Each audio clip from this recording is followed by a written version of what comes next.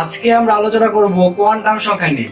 Quantum সংখ্যার টপিকটি অত্যন্ত গুরুত্বপূর্ণ একটি টপিক। এই টপিক থেকে বোর্ড পরীক্ষায়, সৃজনশীল, এমসিকিউ এবং ভার্সিটির ভর্তি পরীক্ষায় প্রায় কোশ্চেন এসে থাকে। তো চলো আলোচনা শুরু করা যাক। কোয়ান্টাম সংখ্যা নিয়ে আলোচনা করার শুরুতে আমাদেরকে জানতে হবে কোয়ান্টাম সংখ্যা কাকে বলে। তো কোয়ান্টাম সংখ্যা হলো এমন কিছু সংখ্যা যারা পরমাণুতে ইলেকট্রনের আকার, উপশক্তি স্তরের আকৃতি, ইলেকট্রনের ত্রিমাত্রিক বিন্যাস এবং ইলেকট্রনের ঘূর্ণনের দিক নির্দেশ করে। এই সকল কোয়ান্টাম সংখ্যাকে চারটি ভাগে ভাগ করা হয়েছে। তো এক নম্বর কোয়ান্টাম সংখ্যা হলো প্রধান কোয়ান্টাম সংখ্যা।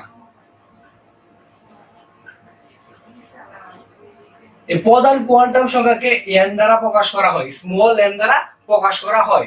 দুই নাম্বার কোয়ান্টাম সংখ্যা হলো সহকারী কোয়ান্টাম সংখ্যা। এই সহকারী কোয়ান্টাম সংখ্যাকে স্মল l দ্বারা প্রকাশ করা হয়। তিন নাম্বার কোয়ান্টাম সংখ্যা হলো চুম্বকীয় কোয়ান্টাম সংখ্যা। এই চুম্বকীয় কোয়ান্টাম সংখ্যাকে স্মল n দ্বারা প্রকাশ করা হয়। চার নাম্বার কোয়ান্টাম সংখ্যা হলো স্প্রিং বা ঘূর্ণন কোয়ান্টাম সংখ্যা, একে s দ্বারা প্রকাশ করা হয়। তাহলে এই চারটি কোয়ান্টাম সংখ্যার মাধ্যমে আমরা ইলেকট্রনের কক্ষপথের আকার, উপশক্তি স্তরের আকৃতি, ইলেকট্রনের ত্রিমাত্রিক বিন্যাস এবং ইলেকট্রনের ঘূর্ণনের দিক নির্ণয় করতে পারবো। তো চলো প্রথমে আমরা প্রধান কোয়ান্টাম সংখ্যা সম্পর্কে জেনে নিই। যে প্রধান কোয়ান্টাম সংখ্যাকে n দ্বারা প্রকাশ করা হয়। এখন যখন n = 1 হবে তখন তাকে k শেল বা প্রথম কক্ষপথ বলা হয়। যখন n = 2 হবে তখন তাকে l শেল বা দ্বিতীয় শক্তি স্তর বলা হয়। যখন n = 3 হবে তখন তাকে m শেল বা তৃতীয় শক্তি স্তর বলা হয়। যখন n = 4 হবে তখন তাকে n শেল বা চতুর্থ শক্তি স্তর বলা হয়। আসলে এগুলো কি এরকম ভাবে পর্যায়ক্রমে কি হবে আগাইতে থাকবে। শেলের সংখ্যাও কি পর্যায়ক্রমে বাড়তে থাকবে এবং কি কক্ষপথের সংখ্যাও পর্যায়ক্রমে বাড়তে থাকবে। এখন প্রশ্ন হতে পারে n এর মানগুলো আসলে কি? তাহলে n এর মান হলো কি সকল ধনাত্মক পূর্ণ সংখ্যা। মানে n = লেখা যায় 1 2 3 4 5 এরকম ডট ডট ভাবে যেতে থাকবে। এখন n এর মান হিসাবে আমরা কি অরবিটাল সংখ্যা নির্ণয় করতে পারি এবং কি ইলেকট্রন সংখ্যাও নির্ণয় করতে পারি। তো n এর মান হিসাবে অরবিটাল সংখ্যা নির্ণয় করার একটা সূত্র হলো n²। এটা কি অরবিটাল সংখ্যা নির্ণয় সূত্র, অরবিটাল সংখ্যা নির্ণয় সূত্র এটা। এবং আরেকটি সূত্র আছে কি ইলেকট্রন সংখ্যা নির্ণয় সূত্র, তা হলো কি 2n²। এখন আমি যদি প্রথম শক্তি স্তর অর্থাৎ k শেলের ক্ষেত্রে অরবিটাল সংখ্যা নির্ণয় করতে চাই তাহলে কি করব, k শেলের ক্ষেত্রে n এর মান কত 1, তাহলে কি হবে 1² মানে হলো 1 p অরবিটাল। এবং যদি ইলেকট্রন সংখ্যা নির্ণয় করতে চাই তাহলে কি করব 2 * 1 মানে হলো 2টি ইলেকট্রন। এখন যদি আমি দুই নম্বর শক্তি স্তর অর্থাৎ k অর্থাৎ l শেলের জন্য যদি আমি কি করতে চাই অরবিটাল সংখ্যা এবং কি ইলেকট্রন সংখ্যা নির্ণয় করতে চাই তাহলে কি করব, এখানে দেব কি 2² মানে কত 4টি অরবিটাল এবং কি ইলেকট্রন সংখ্যা হবে কত 2 * 4 = কত 8টি ইলেকট্রন। এখন যদি আমি 3 নম্বর শক্তি স্তরের জন্য আমি কি অথবা m শেলের জন্য আমি যদি অরবিটাল এবং কি ইলেকট্রন সংখ্যা নির্ণয় করতে চাই তাহলে কি করব, তাহলে 3 নম্বর শক্তি স্তরের জন্য n = কত 3, তাহলে অরবিটাল সংখ্যা হবে কি 3² = কত 9 এবং কি ইলেকট্রন সংখ্যা হবে কত 2 * 9 = 18টি। এভাবে যদি আমি 4 নম্বর শক্তি স্তরের জন্য অর্থাৎ n শেলের জন্য অরবিটাল সংখ্যা এবং ইলেকট্রন সংখ্যা নির্ণয় করতে চাই তাহলে কি করব 4² মানে 16টি অরবিটাল এবং কি ইলেকট্রন হবে কত 2 * 16 মানে কি 32টি ইলেকট্রন। এখন আমরা সহকারী কোয়ান্টাম সংখ্যা নিয়ে আলোচনা করব।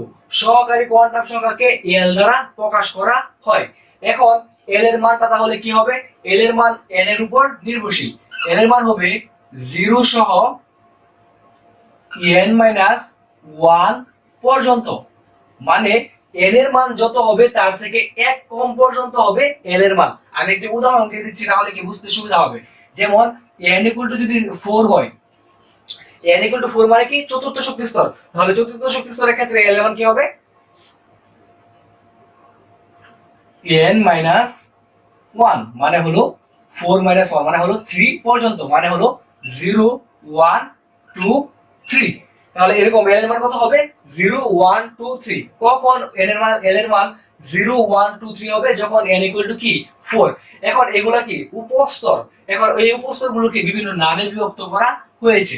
যখন n ইকুয়াল টু 0 তখন তাকে বলা হয় কি s উপস্তর, যখন n ইকুয়াল টু 1 তখন তাকে বলা হয় কি p উপস্তর, যখন n ইকুয়াল টু 2 তখন তাকে বলা হয় কি d উপস্তর, যখন n ইকুয়াল টু 3 তখন তাকে বলা হয় কি f উপস্তর। এখন প্রতিটা উপস্তরে কতটি ইলেকট্রন থাকতে পারে অথবা কি কতটি অরবিটাল থাকতে পারে তা একটি সূত্রের মাধ্যমে আমরা লিখতে পারি। দেখো এখানে লিখি অরবিটাল সংখ্যা, অরবিটাল, এখানে হলো ইলেকট্রন সংখ্যা, ইলেকট্রন সংখ্যা। তো যখন l এর মান 0 1 2 3 তখন আমরা অরবিটাল সংখ্যা নির্ণয় সূত্রটা হলো 12 প্লাস 1, আর ইলেকট্রন নির্ণয় সূত্র হলো 2 into 12 প্লাস 1। যেহেতু কি প্রতিটা অরবিটালে দুইটা ইলেকট্রন থাকতে পারে তাই কি হয়েছে 2 গুণ হয়েছে। এখন যদি আমি s উপস্তরের জন্য যদি আমি অরবিটাল সংখ্যা নির্ণয় করতে চাই এবং কি ইলেকট্রন সংখ্যা নির্ণয় করতে চাই তাহলে কি করব, s এর ক্ষেত্রে আমরা জানি l এর মান কত 0, তাহলে আমি 0 যদি বসাই তাহলে কি হবে 0 বসালে 2 into 0 প্লাস 1 অর্থাৎ হবে কি একটি। তাহলে অরবিটাল কয়টি হলো s উপস্তরের ক্ষেত্রে অরবিটাল হলো কি একটি এবং ইলেকট্রন থাকতে পারে কয়টি দুইটি। আমি যদি p উপস্তরের জন্য অরবিটাল সংখ্যা এবং ইলেকট্রন সংখ্যা নির্ণয় করতে চাই তাহলে কি করব, p এর ক্ষেত্রে l এর মান কত 1, 1টা কি যদি এখানে বসে তাহলে কি হবে 2 into 1 plus 1, 2 কে 2 প্লাস 1 কত হলো 3। তাহলে অরবিটাল সংখ্যা কত হলো 3টি। তাহলে p উপস্তরের ক্ষেত্রে অরবিটাল হলো কয়টি 3টি এবং ইলেকট্রন সংখ্যা কতটি হবে 2 into 3 মানে 6টি। অর্থাৎ p উপস্তরে ইলেকট্রন থাকতে পারে কয়টি 6টি ইলেকট্রন থাকতে পারে। এখন যদি আমি d উপস্তরের ক্ষেত্রে অরবিটাল সংখ্যা এবং ইলেকট্রন সংখ্যা নির্ণয় করতে চাই তাহলে কি করতে হবে, d এর ক্ষেত্রে l এর মান কত 2। এখন আমি এই মানটা যদি 2 বসাই 2 into 2 plus 1 অর্থাৎ 2 গুণে 4 এর 1 কত 5, তাহলে অরবিটাল হবে কয়টি 5টি। তাহলে 5টি অরবিটালে কয়টি ইলেকট্রন থাকতে পারে 10টি, কারণ আমরা জানি একটি অরবিটালে থাকতে পারে দুইটি ইলেকট্রন। কত হবে 5 into 2 মানে 10টি।